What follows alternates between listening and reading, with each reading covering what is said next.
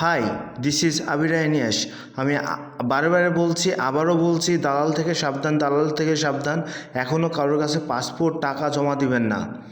এখনও মেডিকেলের ডেট জানাই নাই, আর কলিং তো খুলে দিয়েছে আলহামদুলিল্লাহ। এখনও মেডিকেলের ডেট জানাই নাই, কারোর কাছে পাসপোর্ট টাকা দিবেন না। আর আরেকটা কথা হচ্ছে যে কোনো দালাল যদি বলে অল্প টাকার ভিতরে নিয়ে যাব, তাহলে মনে করবেন যে 2 লাখ টাকার ভিতরে বা 2.5 লাখ টাকার ভিতরে আমি মালয়েশিয়াতে নিয়ে যাব, সেটা তাহলে মনে করবেন যে সে আপনাকে এজেন্ট ভিসায় নিয়ে যাবে। আমি বারে বারে নিষেধ করছি, এজেন্ট ভিসায় কেউ যেন মালয়েশিয়ায় যাবেন না। এজেন্ট ভিসায় যারা মালয়েশিয়ায় যাবেন তারা বুঝতে পারবেন যে কতটা কষ্ট, কতটা কাজ খুঁজে নিতে কতটা কষ্ট।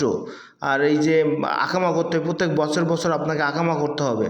মেডিকেলের ডেট দিলে কোন অ্যাম্বাসিতে জমা দিতে হবে আমি আপনাদের ডিটেলস বলে দিব। আগে থেকে কেউ পাসপোর্ট টাকা জমা দিবেন না। আর কিছুদিন অপেক্ষা করুন, আর কিছুদিন ধৈর্য ধরুন। ইনশাল্লাহ ধৈর্যের ফল কিন্তু ভালো হবে। আর কিছুদিন অপেক্ষা করুন, আপনারা কেউ নিরাশ হবেন না। আর কিছুদিন অপেক্ষা করুন, সব কিছু ওপেন হয়ে যাবে, সব কিছু ওপেন হয়ে যাবে। মালয়েশিয়ায় ভালোভাবে আপনারা ঢুকতে পারবেন।